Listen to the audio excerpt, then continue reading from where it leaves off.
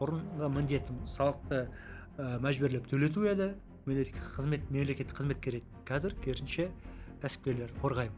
Қорғағанда салығын азайтуға тырыссам, маған былай көрініп тұр, налоговый полиция. Мгм. Барлығына полномочия бар. Программа, искусственный интеллект бар, басқасы программа выявлять етеді. Менде ниет болды, 20 миллион нарушение. Проверка бойынша 100 миллион доначисление болды. 100 миллионды қазір тексерісті комитет те тағайындайды. Департамент те тағайындайды. Басқарма да тағайындайды. А кейбір жағдайда тікелей келе салады. Андай бір ай бұрын хабарландыру деген жоқ. Бірінші банк көрмейді деген қате. ИП-ға 26%, ТО-ға 36%. Олар менде банктен мәлімет алатындай маркетплейстерден мәлімет алады. Ақыратта мына төртеуі бір істеу ғой дейді.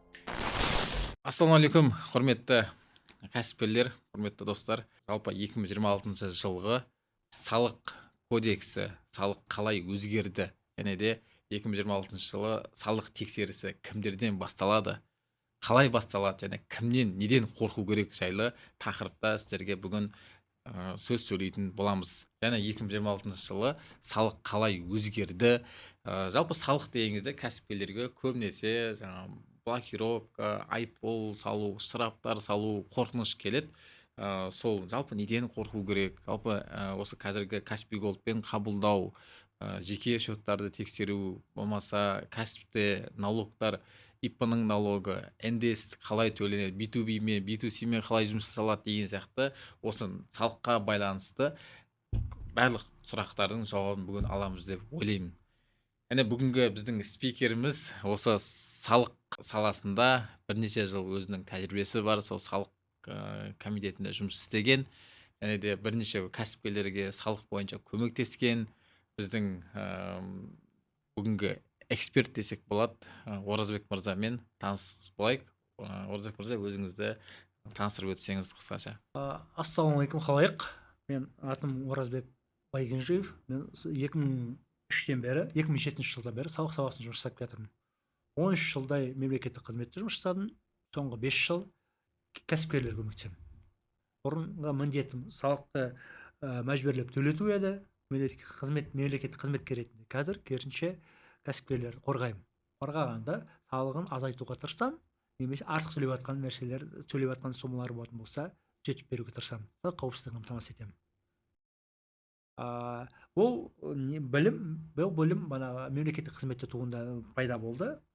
Біз заң шығарумен айналысатынбыз. Астана заң шығарумен айналысамыз. Сосын территорияға келіп, Атырауға келіп, Алматыға келіп, соны заңның орындалуын қадағалаймыз. Сондықтан екі балансты да білеміз де.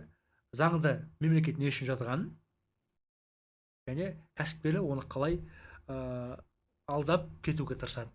Сол екі балансты, ол екі білім түйіскен жерін мен жұмыс жасадым. Сондықтан сол тәжірибемен бөлісіп, кәсіпкерлерге қызмет етіп жатқан жайымыз бар. Нақты айтқан кезде налоговый проблемаларын шешеміз, бюджеттен НДС қайтарып береміз, сотқа қатысамыз, сол сияқты консультация береміз. Кейбір режимдер дұрыс пайдаланбайды, соны дұрыс есептеп үнемдеп береміз салық шығындарын. Яғни Оразбек мырза 13 жылдай налогта жұмыс істеп, қазіргі таңда именно осы кәсіпкерлерге налогты аз төлеу, немесе кейбір жағдайда оны азайту, немесе осындай үлкен штрафтардың алдын алу бойынша кәсіпкерлерге көмектесу мақсатында осы іспен қазір айналысады. Енді қысқаша тағы да сіз жайлы толық осы подкастта біле жатармыз. Сізде қандай кейстер болды, қандай кәсіпкермен жұмыс істедіңіз дегендей. Енді ең бірінші сұрақ, осы 2026-да осы ең бәрінде қойылатын сұрақ, тексеріс қалай жүреді? Кімдерді бірінші тексеріп бастайды? Осы сұрақтан бастасақ 2026 жылы. Өйткені бізде налог қазір мүлдем, жаңа өзіңіз айтып отырсыз, налоговый кодексте мүлдем іші өзгеріп кеткен, иә? Налоговый жаңағыдай налогпен айналысатын адамдардың өзіне де, бухгалтерлерге де өте қиын болады деген кәдімгідей Оразбек мырза солай айтты. Не үшін қиын болады? Жалпы тексеріс неден басталады? Жалпы бұл өте ауыр тақырып. Тексеріс неден басталады деген өте бір қысқа жауап беру мүмкін емес. Өйткені қазірдің өзінде полномочия Енді білмеймін, мен қазір маған былай көрініп тұр, налоговый полиция барлығына полномочий бар. Нені ала алады, выписканы ала алады, ешқандай несіз. То есть банкте не болып жатқанын көреді, голдта не болып жатқанын көреді. Одан бөлек шет фактуры не беріп жатсың, шет фактуры не алып жатсың, екеуін салыстырады. Көрмейтін нәрсесі жоқ. Неден бастауға болады, нені тексереді, барлығын тексереді деп айтуға болады. Барлығын тексереді деп айтуға болады. Мысалы детально айтатын болатын болсақ, бірінші бізде бір мынандай түсінік болды, нені голдты көрмейді немесе банктегін көрмейді, ол өтірік. Яғни 2024-тен бастап біз кәсіпкерлердің және әйелдерінің барлық немесе күйеулерінің барлық выпискасын көреді. Ағымдық қозғалысын көреді. Что-то не болып жатқанын. Пэй бар, көбіне пэй болғанады, голдта бірінші көріп отырады, мүлікке жауап береді. Бұл бірінші. Екінші, жұмыс жасап жатырсың. Екінші, мына біз осыған дейін үйреніп қалдық қой, енді орта үйреніп қалды. Шет фактура беру, то есть формаль шет фактура беруге упрощенка арқылы жасап жүрдік. Әдет болып қанға сіңіп қалды, енді мойындау керек, қанға сіңіп қалды. Салық төлегісі келмесе адамдар, кімнен упрощенка алуға болады. Сондықтан сол бірден көрінеді. Екінші келесі. Үшінші, бана розничный налогқа бана қазіргі упрощен декларация, жеңілдетілген декларация деп айтылады, обороты 2,5 миллиард, соған өтетіндер бар. Өйткені Алматының өзінде 3%, 2,5 миллиардқа ндстен босатылған. Соған қызығып өтіп кететіндер бар. Оны да тексере алады, задним числом. Келесі, менде жоқ товарды, мен услуганы көрсете алмаймын. Яғни, мысалы, мен сізге, мен қазір консультант салық қызметім ғой, мен мысалы сізге машина сата алмаймын. Машина сатсам бірден көрінеді. Немесе қандай да бір инженеринг, маркетинг услуга көрсете алмаймын. Бірден көрінеді, өйткені ол да көрініп отырады. Ол мен кәсіпкерлік тұрғысынан айтатым да. Үлкен компаниялар не кіріп жатыр, не шығып жатыр, соны тексеріп отырады. Осы жерде бір сұрақ, кім тексереді? Адам тексермейді, бір система бар ма тексереді? Кәдімгі бір осы жерде екінші сұрақ бар.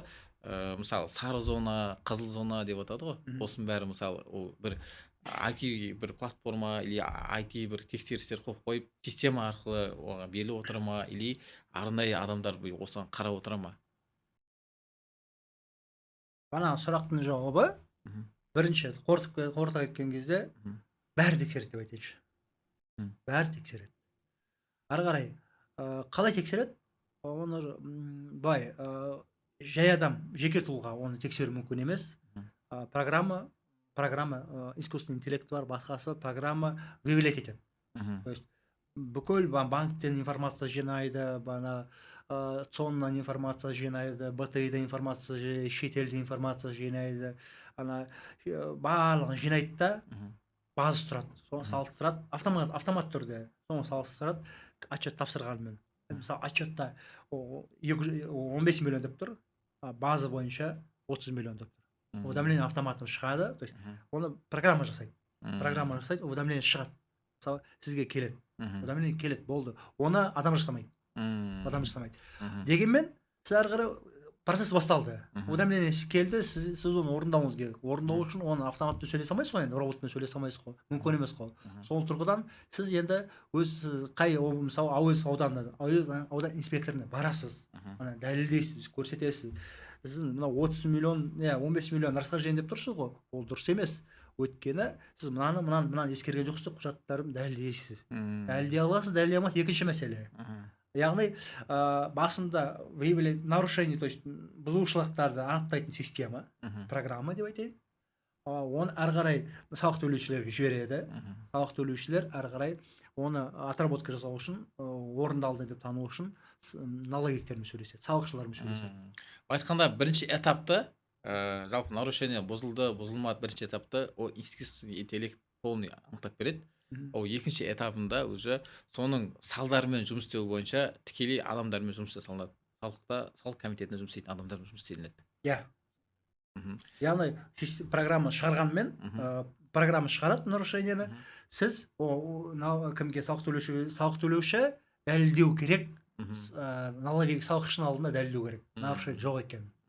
Бұл айтқанда сенде осы нарушение бар десе, бар екен деп оны салық комитет айтқан ысырабын төлей салуға болмаса орындай салуға болмайды. Мүмкін сен дәлелдей алсаң, дәлелдеп өзіңнің мысалы дұрыс екенін дәлелдеуге мүмкіндік бар. Әрине, мүмкіндік бар. Керемет. Енді осы жерде жаңа сары зона, қызыл зона жайлы айтып кетсек. Ол мысалы оны сары зона, қызыл зонадағы тоже искусственный интеллект анықтап бере ма? Сары зона, қызыл зона енді біздің тілмен ескерту және не істеу, проверка шығу деген әңгіме ғой. Бірінші ескертеді. Сізде осындай нарушение бар. Извещение дейді, хабарлама береді. Осындай мырза, бәленше мырза, осындай уақытқа дейін уақыт береміз. Хабарлама, уведомление.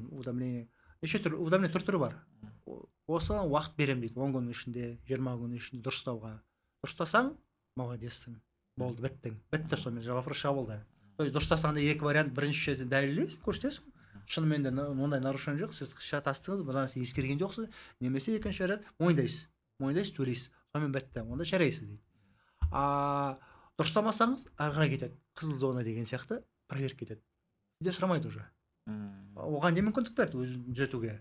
Одан кейін сізден сұрамайды, келеді, тексереді, кіреді мекемеңізге, барлығы мана келген мәселе бойынша кез келген нәрсені алады да, заключение жазады, бітіреді, болды. Сізге қосымша есептеп береді, болды.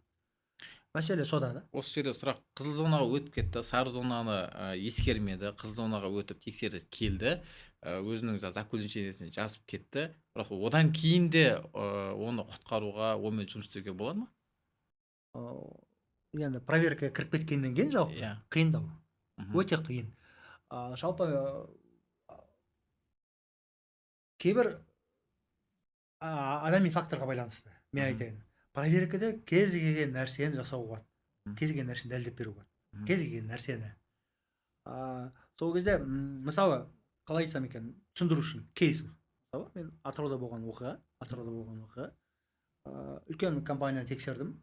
Ол жерде тексергенде оған дейін тарихта, оған 3 миллион, 4 миллион да данышлений болмаған. Бұл жерде сіз салық комитетінің қызметкері ретінде айтып тұрсыз. Салық комитетінің адамы ретінде тексердім. Негізі ол өте үлгілі компания, өзін жақсы ұстайды, салығын жақсы төлейді, сосын өзінің контрагенттер, поставщиктері бар ғой, соларын да қадағалайды, салықтың дұрыс төлеуін. Оның поставщиктерін де қадағалайды мекеме да. Қаншалықты деңгейі. Соны тексердік, мәселе болды. Бір күні соның өзінен нарушение табуға болады. Мәселе ниет бар болса. Мысалы, менде ниет болды, сол кезде дәл сол жағдайда ниет болды, осыдан нарушение табу керек. Нарушение табу керек. Ол мысалы бухгалтер, оның нелері, бухгалтер, жай бухгалтер емес, бана Big Four'ның бухгалтерлері, Pricewaterhouse, үлкен Big Four бар, соның бухгалтерлері. Солармен тайталасып, яғни оны бүйтіп наумынан қоя алмайсың, нарушение деп қоя алмайсың, оны дәлелдей алу керек. Айтайын деген ниет болды, нарушение табу керек. Оған дейін ниет болмаған шығар бәлкім. Менде ниет болды, 20 миллиардқа нарушение таптым. 20 миллиардқа нарушение таптым, пеняны батқан санамаған өзінде. Яғни 20 миллиардқа нарушение таптым, НДС-тің бюджетін қайтаратындығы есептеп бердім. Ең бастысы қызығы не? Дәлелдеп бердім. Услуганың көрсетілмеген. То есть, услуга дұрыс емес, анау деген әңгіме емес. То есть, айтайын деген түйіні, бай, налоговик проверка келсе, ниет болса, ықылас болса, кез келген нарушение табуға болады. Дәлелдеп береді. Шынымен де дәлелдеп бердім. Ары қарай соттасты, ары қарай қаржы министрі арқылы шағым жасады, одан ұтылды. Соттасты. Соттаудың этаптары бар ғой, Верховный соттан ұтылды. Ең соңында менің банағы бір күнде жазған нәрсем ниет болған кезде. Қалды сол 20 миллиард пенясымен төледі. Ол айтылатын нәрсе ме, айтылмайтын нәрсе ме, білмеймін. Мысалы, қайдан пайда болды? Енді осы тұрғысында енді сіз бұл жерде салық комитетінде жұмыс істеген кезіңізде айтып отырсыз ғой. Осы тұрғысында енді наоборот кәсіпкерге көмектесу мақсатында салық комитетінің қойып берген жаңағыдай ысыраптары, қойып берген жаңағыдай нарушениесімен жұмыс істеу арқылы оларды жеңіп көмектесіп бір оны мысалы оның дұрыс емес екенін дәлелдеп берген кезіңіз болды ма? Енді дәл сол керісінше жағы. Яғни мен білемін, налоговик аудитор деп айтады ғой, проверка келсе көп нәрсе, любой нәрсе істей алатынын білемін, кез келген нәрсе істей алатынын білемін. Сондықтан мен ең бірінші мақсатым, біріншіден салық төлеуші клиент, кәсіпкер маған көмек сұрап келеді, мен келемін, келгеннен кейін мен оның налоговиктің қандай, аудитордың қандай полномочиясы бар екенін білемін да, үндемеуге тырысамын, ашуына шамбайына тиіп қалмауға тырысамын. Сіздікі дұрыс. Яғни оған басқа жағдайда, камеральный контрольда, хабарлама жауап береді, басқа жағдайда не істей беремін. Қалай айтсам екен, шектемеймін өзімді. Ана жерде өткен білемін ғой, қатты ашуына тиіп кетсем, қандай салдары болатынын. Сондықтан үндемеймін, керісінше тіпті айтар едім, өзімді ақымақ сияқты көрсетемін.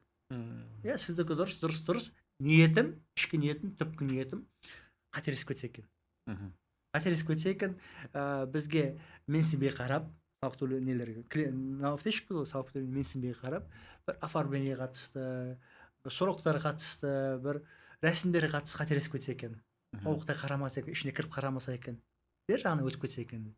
Сосын үндемеймін, қатты аузымды ашпаймын. Дұрыс, шайын әкеліп беремін, не қалайды соны әкеліп беремін. Ең бастысы проверка жапқаннан кейін басталады. Проверка жабылады, сол кезде полномочия бітеді. Проверка жабылады, ол инспектор қолын қояды, сосын бізге салық төлеушіге береді, кәсіпкерге береді, содан кейін ойын басталады. Сол кезде кірсем, бірлеп 2 күн, 3 күн отырып, қай жерін қателесті, соны тізбектейін де, немесе Минфинге барам, немесе сотқа барам, ол жерде оңайырақ. Сөйтіп, мысалы, осы соңғы кейс, осы августте басталған кейс, 100 миллион проверка бойынша 100 миллион доначисление болды. 100 миллионды құтылды. 100 миллион төле деп кәсіпкерге айтылды. Сіз соттасу арқылы сол төлемейтін қылып бердіңіз. Төлемейтін қылып берді. Бағанағы әңгіме. Рәсімге байланысты. Ана жер дұрыс, мысалы, дәлелді толық жазбаған. Нелерді запростарды кеш берген, соны рәсімдерге, процедурный деп айтады, орысша, процедурный нарушениелермен жаптық. Ол да бір тактика дейсіз ғой. Ол да бір тактика, ол жерге мен сен кімсің деп барсам, уже ерегесіп кетеді де, басқа ниет қосылып кетуі, ниетіме ықылас қосылып кетуі мүмкін да. Ана жерге сіз мықтысыз ғой деп барсаң, уже кішкене жайланып отырады. Енді осы тақырыпта бір сұрақ тағы да, осыған дейінгі салық тексерісімен енді осы 2026-тан бастап өзгерістерге байланысты қалай өзгеруі мүмкін? Қандай айырмашылық бар? Қандай айырмашылық болуы мүмкін? Қараңыз, жалпы бұрын рахат еді. Салықты 2026-ға дейін деп айтайыншы, 2025 бүгінге дейін десеңіз. 2025 біздің бухгалтерлердің, жалпы салық төлеушілердің заманы болыпты. Біз бағаламаппыз деп айтайықшы. Біз бағаламаппыз, өйткені кәсіпкерлер білмегенмен мен білем. Мен сияқты адамдар, салық консультанттары проверка кез келген жағдай келе алмайды. Яғни бір жағдайда ғана келеді проверка бір жағдайда келеді, Астанаға жібереді, запрос, барлық 14 облыс, есептей қараңыз, бұрын 14 облыс, өзіне ұнамайтын деп айтамын, дұрыс салық заңнамасын бұзғандардың тізімін анықтайды. Әр облыс, мысалы Алматы облысы, Алматы қаласы жасақтайды да Астанаға жібереді тізімге. Астана қарайды, бүкіл 16 регионына жинайды да, қарайды да, соның барын ішіне бір 300-ін шығарады.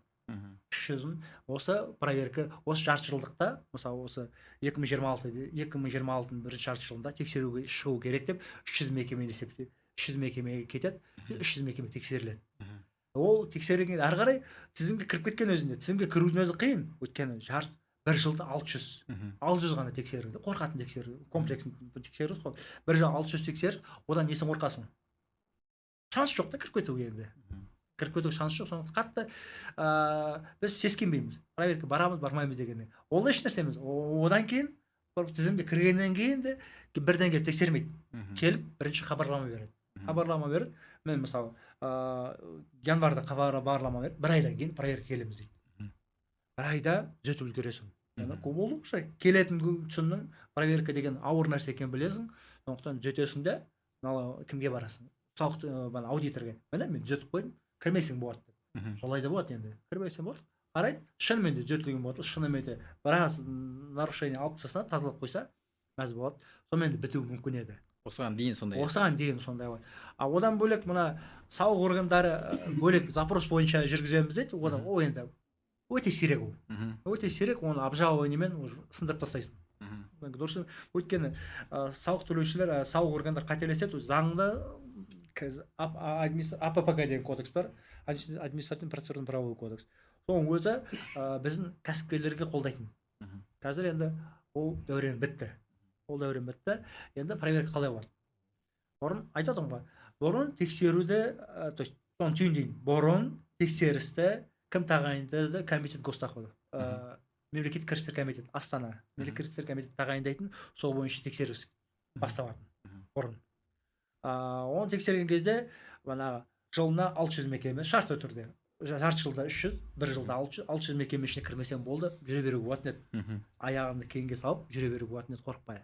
Ешбір звондап тексереміз, бүйтеміз, сөйтеміз деген қорықпай жүре беруге болатын еді. Сөйтіп жүрдік деген. Қазір енді қараңыз. Қазір тексерісті комитет те тағайындайды.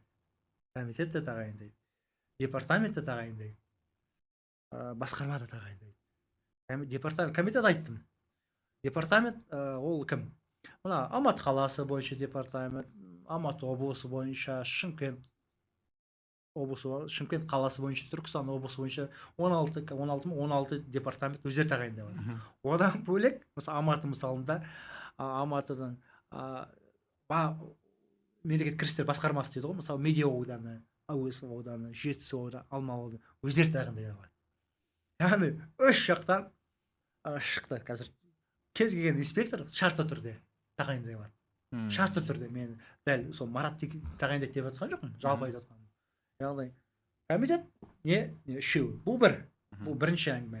Екінші, бағанағыдай 600 деген лимит жоқ. Программа қанша шықты, сол бойынша шығара береді. Проверка лимит жоқ. Шынымен лимит жоқ. Келіп бағанағыдай бір ай бұрын ескертпейді. Екінші ерекшелігі, бір ай бұрын ескертпейді.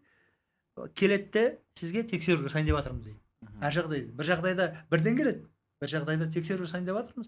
Мына претензия бар, мына бұзушылықты орын алып тастамаса, біз бір ай келеміз дейді. Салық төлеуші, кәсіпкер, оны қарайды да, келседі, келіспейді, ол келіспесе проверка кетеді. Келсе, түзетеді, сонымен проверка бітпейді, бармайды деген әңгіме. Кейбір жағдайда тікелей келе салады. Андай бір ай бұрын хабарландыру деген жоқ, атымен қалды. Ол қандай жағдайда?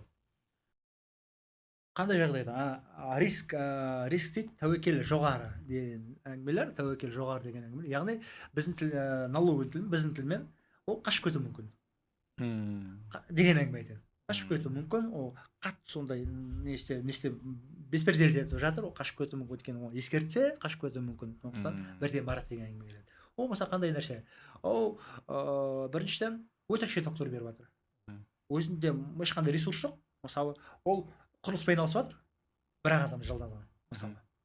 Ол мысалы оборудование сатып жатыр, ода еш нәрсе жоқ. Көп сондайлар енді.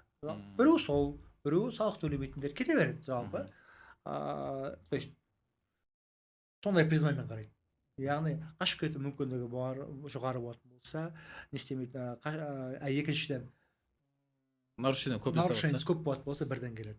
Жалпы айырмашылық, то есть енді түйіндеп келсек, бірінші 2025-те, қандай 2025-те тек комитет тағайындайды, екінші ескертеді. Бір ай бұрын ескертеді. Қазір 2026-да комитет емес, комитет, департамент, басқарма тағайындайды. Біріншіден айырмашылығы 3 есе көбейді. 3 есе емес уже. Екіншіден ескертпей бірден келеді. Кейбір жағдайда проверка келе жатыр, өзің төлейсің ба деген диалог болады, болды. Это оны дәлелдемейсің. Керемет. Жалпы айырмашылығы жер мен көктей болып кетті. Кәдімгідей мен өзім таңғалып отырмын. Енді жалпы біздің тақырыбымыз тексеріске байланысты болып тұр ғой енді. Бүгінгі тақырып енді салық бойынша өте тақырыптар көп. НДС-ке байланысты болсын, налогтың проценттеріне байланысты. Бірақ біздің бүгінгі тақырыбымыз налог 2026-та тексеріс қалай болады, және де неден қорқу керек деген тақырып болған соң, енді ол тексерістің неден қорқу соның аясында болсын деп жаңа сұрақтар сол бойынша қойып жатырмын сізге. Жалпы тексеріске байланысты бір 5 типтегі бір кәсіпті айтсаңыз, осылардан бірінші мысалы бастауға мүмкін, болмаса мысалы осыларды дұрыс жұмыс істесін деген сияқты ма бір 5 андай деятельность болады ғой. Соларды айтып өте аласыз ба? Бесеу бірінші қателіктер деп айтуға болатын шығар. Қателіктер. Бірінші, банк көрмейді деген қате. Банк көрмейді, мысалы, Каспийде 20 миллион болуы мүмкін, суммамен айтайық. Каспий Пейде 20 миллион, Голдта 90 миллион. Сосын ол мен кәсіпкер бірінші қате. Кәсіпкер мен 20 миллион қачат беремін. Менде 20 миллион оборот болды. Налог көреді. Он көріп тұр 20 плюс 90, 110 екен көріп тұр, 110 екен көріп тұр да, уведомление шығарады. Өйткені ода доступ бар да. Қашаннан бастап доступ бар? 2024-тен бастап доступ бар. Кімдерге доступ бар? Барлық кәсіпкерге. Кәсіпкер, учредитель, мекеменің құрылтайшысы және мекеме директоры. Ол осы үшеуіне, немесе соның әйеліне, немесе соның күйеуіне. Яғни қандай да бір атымда мекеме болатын болса, атымда ИП болмасын, бір ұмытып жабық болып кеткен деп айтайыншы. Болды, мен 2024-тен бастап мен бүкіл банк бойынша қозғалысын олардың көз алдында. Яғни манағы мысалда банк көрмей қалады деген бірінші қате, ол бірден одан шығады. Осы бір сұрақ, банк деп тек қана кәсіп банкты айтып отырса, барлық банк ба? Бүкіл банк. Мысалы мындай болады, мысалы кәсіп банк емес, халық көрмеуі мүмкін деп, мысалы сондай бір түсініктер болуы мүмкін да? Жоқ, көрмеу мүмкін деген жоқ. 24-тен бастап бірден соны ашып алып, соны қай кезде айтамын деп отыр едім. 2024-тен бастап бүкіл банктың қозғалысты көреді. Жеке тұлға ретінде Голд, немесе кәсіпкер ретінде Пей, немесе халық банктікі, евразийский, басқа барлығын көреді. Бірінші қате сол. Яғни бірінші қате банктағы қозғалысты көрмейді деген қате. Оған уведомление келеді. Осы жерде жаңа менің сұрағым сізге мындай деятельность деген қандай кәсіптің типтері бірінші тексерісте болады деген сұрақ болды. Сіз қателіктің түрін айтып жатсыз, ол да негізі күшті жауап болды.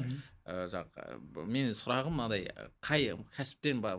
Кәсіптің мысалы құрылыс бар, мысалы маркетплейстер бар, товаркілер бар, мысалы услуга, медицина деген сияқты.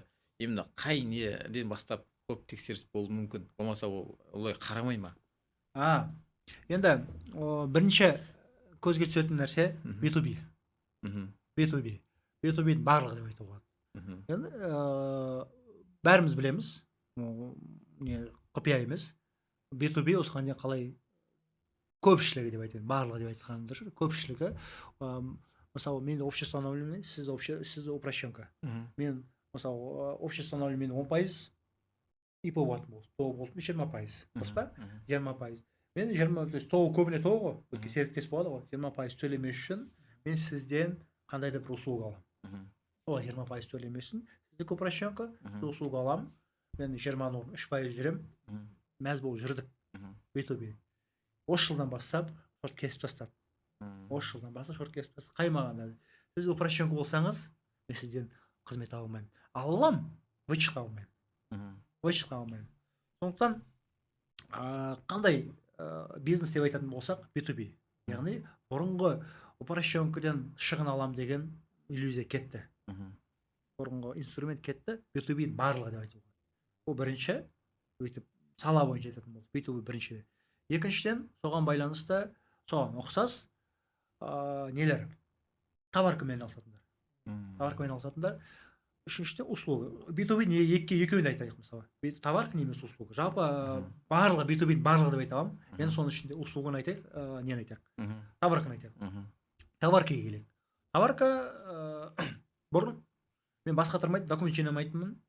3% төлеп жүре беретінмін, или розничный налогпен 3% төлеп жүре беретінмін. Проблема жоқ. Қазір міндеттеп қойды, мен обществоны өтуім керек. Если B2B-мен айналысатын болсаң? B2B-мен айналысатын болсаң, товарды мен қайдан аламын? Мен товарды үлкен объем болатын болса, не барахолкадан аламын, не импорттан аламын. Барахолка документ бермейді, импорт тем более документ бермейді. Серый импорттан документ бермейді. Сондықтан негізі общеустановленный деген жалпы режим ғой. Жалпы режим табыстың 10%. Рахат негізі. табысың бар болса төлейсің, табысың болмаса төлемейсің деген әңгіме ғой. Мгм. Мысалы 100 миллион, мен шығын 90 миллион, 10 миллион не? Таза пайда 10% төлеймін, 1 миллион. 100 миллион оборотым бар, 1 миллион төлеймін, рахат қой. Мгм. Упрощенкада төлейтін болса 3 миллион болатын еді ғой. Мгм. Бірақ бұл теорияда әдемі да. Мгм.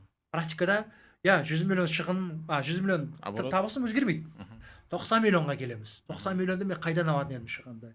Барахолкадан аламын, импорттан аламын, әр жер. Ұзын сөздің қысқасы документ бермейді. Мгм. Документ берсе, басқа ақшаны береді. Яғни мен өзім шынайы таза пайдам 10 миллион. Мен налогы қарайды енді. Налогы презумпциясына келеді. Налогы презумпциясына келеді. 90 миллион жарайды. 90 миллион қайдан? Документтер бар ма дейді. Мгм.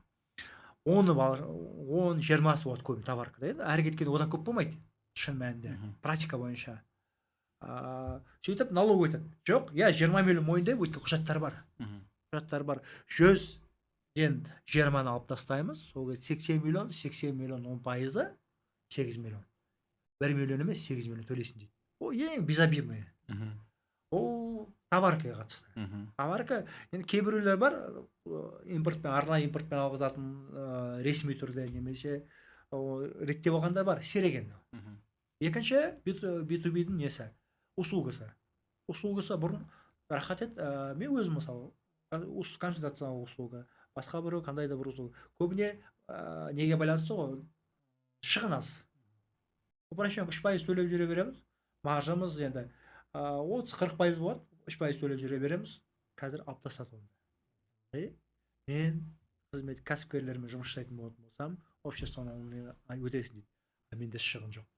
Мгм. Енді ұзын сөз, бірінші жағдайда, екінші жағдайда неге таза пайдан 10% болады ғой, бірақ құжат болмауына байланысты налог үшін таза пайданы емес, оборот 10%-дан айналып кетеді. Мгм. ИП болса. Мгм. Сол болса, оборот 20%-дан айналып кетеді. Мгм. Қандай салық? НДС қосылады еще. НДС 40 миллион асып кетсе, НДС төлеу керек. Мгм. Яғни ИП-ға уже 36%, ИП-ға 26%, ТО-ға 36%. Мгм. Обороттың құжаты болмаса. Құжат Мгм. болса, рахат жүре береді. Оларға бәрібір. Общественный құжаты бар болатын болса. Мгм. Тағы бір критерий басталды. Тағы бір критерий. То есть осы жылдан бастап. Яғни 100-дің 90 миллион шығын бар еді, қайсында құжат бар дейді. Ол қарайды. Допустим, 50-дің құжат бар. Үкімет тағы бір фильтр қояды. Мгм. Сол 50-дің қаншасы упрощенщиктен алынды дейді. Мгм. Допустим, 50-дің 30-ын алып упрощенщиктен алып тастайды. Санамаймын дейді. Мгм. Сөйтіп қайтадан бана 50-дің 30-ын алып тастаса 20 қалады. 80 миллионнан Мгм. салық төлейсің. Сөйтіп нақты айтатын болатын болса, B2B товарка дейді, услуга да. Егер құжаттар болмаса, деп айтқан дұрыс. Нақты товарка да құжаттар болмаса. Енді осы жерде тағы бір сұрақ. Көбінесе қазір онлайн сатушылар көп қой қазір. Жаңағыда базарда неде қарағанда, жаңағыда OLX-пен сататындар, маркетплейстері бар, Каспи, Wildberries-пен сататындар, Instagram, TikTok-пен сататындар деген сияқты. Осылардың жалпы тексерісі, осылар енді бұлар енді мысалы именно маркетплейсті алатын болсақ, тура сол маркетплейс негізі маркетплейспен айналысатын ИП-шіктер болсын, ТО-шіктер болсын, олар в основном енді Каспиге сатады ғой, B2B болып саналады ғой бұлар. Wildberries-те тоже B2B болып саналады ғой. Тура жаңа сіздің айтқан сияқты жаңағыдай олардан сонда ол маркетплейстан товар сататындар алыватқан товарынан документ ала алмаса, қиын ол жаңағыдай ТО болса 36%, ИП болса 26%-ға дейін қиналады. қиналуы мүмкін. Құжаттар болмаса. Құжаттар болса уже басқа әңгіме. Жақсы. Сондықтан мәселе құжат бар ма жоқ па? Екінші мәселе. Құжат ала аласың ба, алмайсың ба? Екінші мәселе. Қосып кетерім осыған қатысты. Енді банкте қозғалысты біледі дедік қой. Одан бөліп маркетплейстегі қозғалысты да біледі. Олар менде банктен мәлімет алатындай маркетплейстерден де мәлімет алады. Үкімет болғанда, салық органы. Енді былай, енді өзім маркетплейсті жақсы түсінемін. Маркетплейстен бір не істеуге болады да. Бір өзінің бір компанияң бар, компанияң ішіндегі ИП-ларды ауыстырып отыруға болады. Мысалы, ол өзі қауіп жоқ шығар. Мысалы, сен ИП жаңағыдай аласың, 40 миллионы асырмай ауыстырып отырсаң, чтобы НДС-ке шығып кетпес үшін ішіндегі ИП-ларды, ТО-ларды ауыстырып отырсаң. Енді қазір шектеу жоқ, бірақ болады. Мысалы, дробление деп айтылады ғой енді. Дробление деп айтылады. проверканың тағы бір түрі бар. Мекемеге келеді, кез келген мекемеге келеді, хронометраж деп айтылады. Проверканың түрі бар. Келеді, сіз дроблениемен айналысып жатқан жоқсыз, соны тексереді. Мысалы кез келген кафеге барады да, қандай ИП. Мысалы адрес бойынша үш ИП жұмыс жасап жатыр, қарайды. Бәрі бір ма? Дробление. Уже басқа әңгіме басталады. Сен бір немесе бір болып есептелу керек еді, а бір болып есептелу керек, сен дес төлеу керек еді деген әңгімелер кетеді. Былтыр болған жоқ. Былтыр 25-ші жылғы кодексте болған жоқ. 26-ші жылғы кодексте енгізіп қойған. Проверканың бір шығуының бір негіздерінің бірі барып, ана жер объектіге барып, дробление бар ма жоқ па соны тексеру деген. Значит, мысалы кафе, ресторанда в основном мысалы мына счетқа төлесаңыз, аударсаңыз дейді ғой мысалы ше. Сол мысалы басқа жаққа значит ИП ауыстырып отыру, енді еске шықпас үшін оны ұстаса тексеріс, оның салдары қалай болды сонда? Оны мен салдары қалай жазғанын білмеймін, бір логика бойынша айтайын. Салдары үшеуін біріктіреді де, үшеуін біріктіргеннен кейін оборот индексін асып кетеді ғой. Қосымша 16% қосылады. Налог төлеткізеді. Көбірек төлейді. Несі өзгермейді ғой енді, несі аты қалай ИП енді. ИП 10%, ол болса 20%, ол өзгермейді. Айым бана неге үшеуге төртеуге бөледі, бана 16% төлемес үшін. Біріктіреді. Ол бана жалғыз не емес, көп оборот көп нелер ғой. Кафе, ресторан, сосын не, оқу орталықтары. Осыны мысалы мен осы жайлы сұрайын деп, мысалы инфо бизнеспен айналысатындар, курс сататындар мысалы. Оларда мысалы бір офисте отырып алып, даже офисте де көрсетпей отырып, онлайн сата береді мысалы. Клиент төлеймін деген клиентке қандай не жібереді? Клиент мысалы счетын оплатып жібереді, ол соған төлей береді. Договорды солай көрсете береді. Ол жерде айтқанда жаңағы ауыстыру оңай мысалы. Оны мысалы қалай тексереді оны, или пока бола ма жұмыс істей беруге солай? Қазір практика бойынша айтайын, практика бойынша мүмкіндік бойынша айтайын. Мен жалпы бұрын мемлекеттік налогда жұмыс жасағандықтан қалай істей логикасын білемін деп айтайыншы. Мен осылай істер едім деп айтар едім. Қазір қандай технология, қандай подход қолданып жатқанын білмеймін. Бірақ бұл жерде қазір айтайын деген кез келген нәрсе ізі қалады. Яғни выписка голд бар, бар. Қазір барақ өгедегілердің бармай-ақ қанша оборот айналдырып отқанын білуге болады. Дұрыс па? Кездесіз ба? Яғни выпискасын алып алдық барлығын. То есть түрлерін білмей-ақ, аты жөнін білмей-ақ, мына осындай номердегі осындай Үміткәлиев М деген осынша оборотты айналдырып жатыр. Марат Е деген мынанша айналдырып жатыр. Істей алады, техникалық мүмкіндігі бар. Дәл сол сияқты ол кім болуы мүмкін? Ақшасы көптер. Ақшасы көп айналатын. Логисттер. Логистік бана. Қызмет атқаратындар. Кез келген бүйтіп түрін көрмесе де, түстемесе де бүйтіп қол ізі қалып тұр да. Финансовый след дейді ғой. Финансовый след қалып отыр. Осы кез келген бірлеп шақыруға болады. Айналайын. Осы 24-тен 25-ке дейін 200 миллион айналды. Жауап бер деп. Формасы қалай екенін білмеймін. Ол хабарлама түрінде келем, проверка түрінде келем, басқа түрінде келем, ол жағын білмеймін. Бірақ мүмкіндік бар деген ғой. Бүкіл Қазақстанның кәсіпкерлерінің выпискасы қолында бар. Дұрыс пайдалана алсаң, ол резерв деген сол да.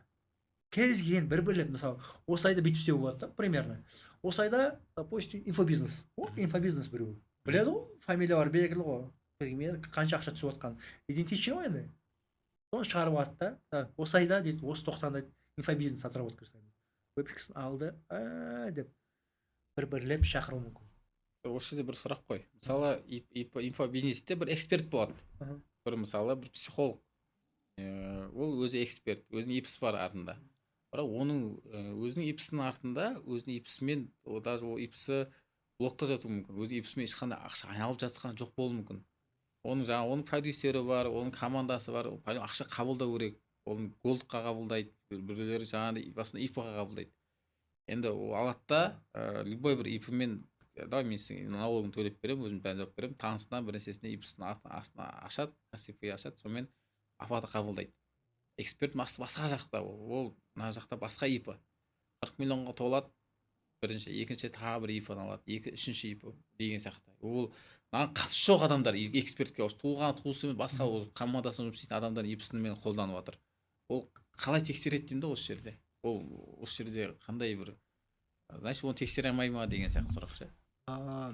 Жалпы былай айтайықшы, қазір Қазақстандағы кез келген ИП-ның әйелінің, кез келген тонның иесінің, кез келген әйелінің, тонның иесінің әйелінің выпискасын ала алады. Пайдалана алмайды, пайдаланбаймын білмеймін. То есть 24-тен бастап бүкіл картина алдында тұр. Жеке счеттарын алып алады. Жеке счеттарында, голдта да алады. Сол ақша қайдан түсті деп тексеріледі. Тексеріледі. Мәселе, то есть бұрын қалай болды? Администрирование, салық әкімшіліктендіру. Бұрын біздің кезімізде қалай болды? Салықты қалай төлетеміз? То есть екі мақсат қой. Кәсіпкер азырақ төлегісі келеді. Мемлекет көбірек төле дейді. Енді екеуінің компромисс екеуін табасыз. Сол кезде бұрын кезімізде біз 2020 жылдар деп айтайын, 15 жылдар біз не көреміз? Почти ешнәрсе көрмейміз. Мысалы 15-ке дейін қандай жағдай болды? Біз чек ұрмай ма? Сол бойынша көреміз. Чек ұрды, значит 1 миллиардқа чек ұрды, отчетін қараймыз, 1 миллиард емес пе? Мына администрирование, то есть мына камеральный контрольдің түрі болды, сондай болды да. Чекті қарады, 1 миллиард тұрды, отчетін қараймыз, 1 миллиард, молодец. Молодец болды, бітті, одан артық ешнәрсе көре алмаймыз. Мысалы, 1 миллиард чек ұрды, 800 миллион болып қалса, 200 миллион удовлетворение келеді. Оказывается, чек 1 миллиард құрыспын, 200 миллион істеген, 800 миллион көрсеттім, 200 миллионға уведомление келді. Болды. Мысалы, шартты түрде 15-ші жылы сондай болды. 20-ші жылы электронный счет фактура деген пайда болды. Электронный счет фактура. Яғни мен үлкен оборот бар мекеме. Уақыт жетті айтып жатқан жоқпын бәрі қай-қайсында да үлкен оборот бар. Мен счет фактура сатып алдым. Алам ғой енді расход ретінде счет фактура СФ алам. И счет фактура біреуге сатам. СФ арқылы. Мемлекет оны да көреді. Мен мысалы ИП кім мысалы? ИП Марат или То Марат деп айтайын. То Марат не сатып алды, не сатты. Не сатты дейді де қарайды, не сатты, ода сатып алатын ресурс болды ма? То есть ол сол товар болды, сол товар сатып алды ма? Либо услуга болатын болса, соған қатысты бір нәрсе сатып алды ма? То есть элементарно мысалы строительство болатын болса, бір объем моноблок құю деген болатын болса, бір 50 адам керек болатын болса, 50 адам сатып алды ма? Кадровый агентствоға жүгінді ма? Либо адамды не істеді ма? Соны көреді. Көреді де айтады, айналайын дейді. Сен мысалы 300 миллион счет фактура ұрдың, сен расходың онда ешқайсысы жоқ. Значит 300 миллион өтірік дейді. Алып таста дейді. Деген әңгіме. Өтірік. Сондықтан сенде адам жоқ, ресурс та жоқ, машина да жоқ, басқасы да жоқ деген әңгіме. Ол СФ-ның мүмкіндігі уже. 2020-дан бастап. Енді 2026-ға келдік. Жай қосылып жатыр. Одан бөлек жайлы бана БТИ-да информация алып жатыр. Енді қазір ғана қайта келді. Уже минимальный айтып отыр. Одан бөлек көп жерден запрос алады, көп жерден информация алады, минимальный отыр. Чек болды, басында чекпен қараймын. Одан СФ-ға қосылды, енді не қосылды, выписка қосылды. Выписка жай бана итогі сумма емес. Әр транзакция көрінеді. Қарайды. Выписканы салыстырады, несімен салыстырады. Осындай ақша түсті, осындай адамдардың түсті деген әңгіме. Элементарно инфобизнес қой мысалы. Инфобизнес 100 адамның түсті. 100 ба? Одан көп болады ғой, 100-ден көп болады. 100 көп болады ғой. 100-ден көп болады. 200 адамның түсті, типичный, значит, инфобизнес ол. Значит, инфобизнес салыстырады. Примерно шектер салыстыра алады деп айтайын. Семей ол жағын білмеймін. То есть сондай выпискалар жинап и сол салыстырады да. Значит, мына үшеуі, мына 4 ипа бір дейді. Мына 4 ипа бір, мына біріктіру керек. Бір-бірлеп шақырады да, уже әрі қарай әңгіме болады. Хабарлама түрінде, басқа түрінде. Яғни, мына сен енді дробление үшін 4-еу пайдаланып отырсың, мына дұрыс емес. Қазір жағдай 26 айтып отыр ғой. 26 бәрі 10% төлейді, ол проблема жоқ. 10% дейін. НДС төлемей жатсың ғой. НДС төлемей жатсың. Мысалы инфобизнес, мысалы ретінде айтып отыр ғой. Инфобизнес жеке тұлғаларына жұмыс жасайды ғой. Бірақ енді көбіне НДС төлемеу үшін дробить етеді қазір. НДС төлемеу үшін 40 миллион жеткізбес үшін дробить көреді де, шақырады да, мына 4-еу бір істеу ғой дейді. НДС төле деп айтады. Жалпы қорытындылап жүретін болсақ, салық деген 2026-да өте көп. Мынау Оразбек мырза кітаптың қазір әкеліп отыр. Мына кітапта кәдімгідей толық өзгерген деп айтып отыр. Бухгалтерлерге басында айтқандай салықпен жалпы айналысатын кісілердің өздеріне қиын болады деп тұр. Енді бірақ бұның шешімі бар. Сіздерге бұл не үшін айтып отырмыз? Біз кеше Оразбек мырзамен ақылдасып, осы сіздерге бір ұсыныс ретінде салықтық сауаттылық деген Бірік Оразбек мырзамен осы 2026 жылғы салықтарының налогқа байланысты, НДС-ке байланысты жалпы мына жерде тізімі шығады. Осы тізім бойынша осы салықтық сауаттылық деген сіздерге айтқанда мини сабақтар, қысқа түсіндірме, оны сіздің мысалы кәсіпкерлерге арналған, кәсіпкерлерге, бухгалтерлерге, кәсіпкер болсаңыз бухгалтеріңіз білмеуі мүмкін, немесе жаңа бухгалтеріңіз қорқуы мүмкін кейбір мәселелерге байланысты, сол үшін сізге айтпауы мүмкін. Болмаса кәсіпті енді бастап жүргендер болатын болса, Каспимен, Вайберспен айналысатындар, B2B-мен, B2C-мен жұмыс істейтіндер, жалпы осы налогты қалай не істеу керек деген сияқты қорқынышта жүріп, болмаса бәрін дұрыс жасау үшін сіздерге арнайы осындай бір сабақ дайындап қойдық. Оның сабақтың бағасында өте арзан бағада, енді кәсіпкерлер үшін, любой кез келген адам үшін тиімді болу үшін 9.990 теңгеге баға қойдық. Бұл жерде кәдімгі бір қанша 20-дан астам осы өзгерістерге байланысты арнайы бізде Telegram бот бар. Осы комментарияда, бізде описанияда сол бот жазылып тұр, сілтемесі тұр. Сол сілтемені басып, сіз старт деген сөзді бассаңыз, сіздерге арналған ұсынысымыз жаңағыдай арнайы бағасымен сатып аласыз. Сол жерде сіздерге сабақта беріледі. Болмаса, түсініксіз болатын болса, бізде менеджер нөмірін қойып қоямыз. Сол менеджерге жазсаңыз, осы салықтық сауаттылық атты сабағымызды сіздерге береміз. Және де екінші ұсыныс сіздерге, осы үлкен компания болсын, B2B-мен айналысатындар, әсіресе НДС-ке төлейтіндер, режиммен дұрыс па мен осы 26-та қандай режиммен, қандай стратегиямен салық бойынша жұмыс істесем болады деген сияқты консультация керек болатын болса, осы Оразбек мырзаның консультациясын осы Telegram бот арқылы жаңағыдай стартта бастаңыз, екі сізде ұсыныс болады. Біріншісі біздің салықтық сауаттылық атты сабағымыз 10.000 теңге тұрады, және де біздің Оразбек мырзаның 50.000 теңге жеке консультациясы, 1 сағаттық мүмкіндік, негізі онлайн істеген дұрыс шығар, чтобы біріміздің уақытымызды алмайтындай, любой кез келген қаладан онлайн алдын ала біздің менеджерге оплата жасаған соң сізге менеджер байланысады. Жаңағыдай менеджерге уақыттарын белгілеп, жеке Оразбек мырзадан 50.000 теңгеге консультация алсаңыз болады. Енді үшінші тағы бір ұсыныс, ол жерде баға жоқ, бірақ сіздің компанияңызға Оразбек мырза өзі барып диагностика аудит дейді ғой, жүргізіп, сол диагностика аудит жайлы қысқаша айтып берсеңіз. Диагностика дейді, аудит дейді, әртүрлі аты бар. Негізгі қажеттілік, яғни кәсіпкер өзінің салығын дұрыс жүргізіп жатқанын күмәндануы мүмкін. Бухгалтерлер болуы мүмкін, болмауы мүмкін. Немесе артық төлеп жатыр ма, кем төлеп жатыр ма, соны күмәндануы мүмкін. Сондықтан сол тұрғыдан мен қарап, шынымен де артық салық төлеп жатқан жоқ па? Немесе керісінше, одан көп шығу керек, аз төлеп жатқан жоқ па? Яғни салық тәуекелдерін анықтап беремін. Одан бөлек режимі дұрыс па? Ең тиімді режим пайдаланып жатыр ма? Оформлениялар дұрыс па? Яғни ұзын сөздің қысқасы, салық тұрғысынан қауіпсіз ба? Артық төлеп жатқан жоқ па? Соны қарап бере аламын. Қарап, ары қарай шешімді соған байланысты хатын заключениені беріп, соған байланысты ұсыныстарын беремін. Енді ол жерде осының ар жағында төртінші сізде бір үлкен проблема шығуы мүмкін, проблема шығуы мүмкін, мысалы бір қауіп болуы мүмкін, алдын алу, сол қауіптің алдын алу, болмаса соны қауіпті жою, үлкен проблеманы шешу, немесе жаңағыдай айтып отыр ғой, бір кісіге 100 миллион теңге кәдімгі салық кеп, тексеріс кеп 100 миллион теңге төлеу керек деп шығарған жерден Оразбек мырза өзі кіріпсіп, соттасып 100 миллион теңге төлемейтіндей қылып жасап берген. Ол сияқты кейстер Оразбек мырза өте көп.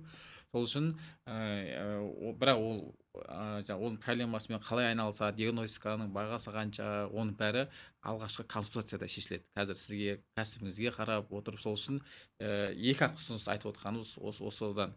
Егер де енді бастаған кәсіпкер, бухгалтер, болмаса кәсіп маркетплейстермен айналысатын болмаса, жалпы кәсіп жайлы, жалпы салық жайлы 2026 өзгерісі толық білгіңіз келетін болса, 10.000 теңге сабақта полный айтылған.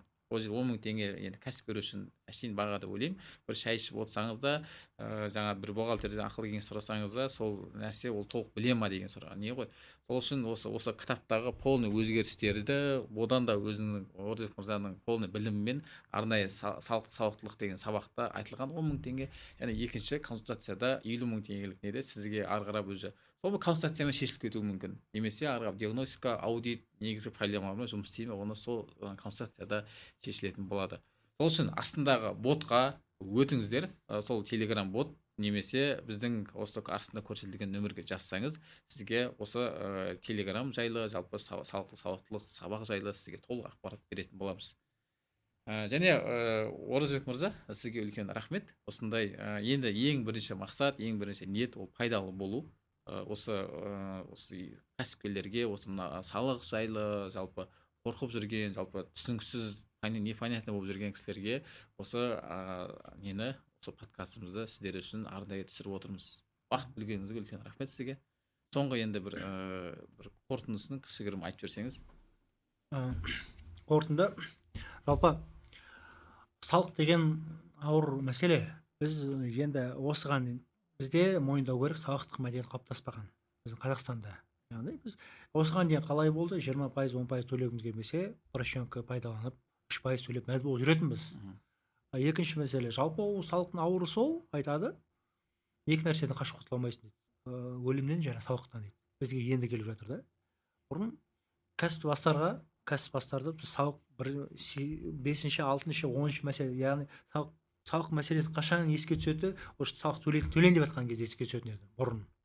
Қазір енді салық мәдениет күштеп енгізіліп жатыр. Яғни бірінші кәсіп айналысардың алдында бірінші сұрақ: мен қазіргі салықты көтере аламын ба, көтере алмаймын ба?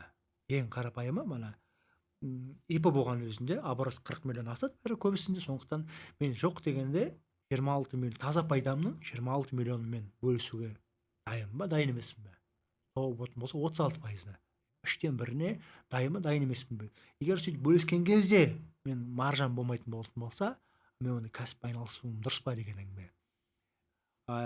Оған дейін мән бермейтін еді, өйткені әртүрлі негіз себеп мәдени, екінші себеп салық органы шынымен көп нәрсе көрмейтін еді.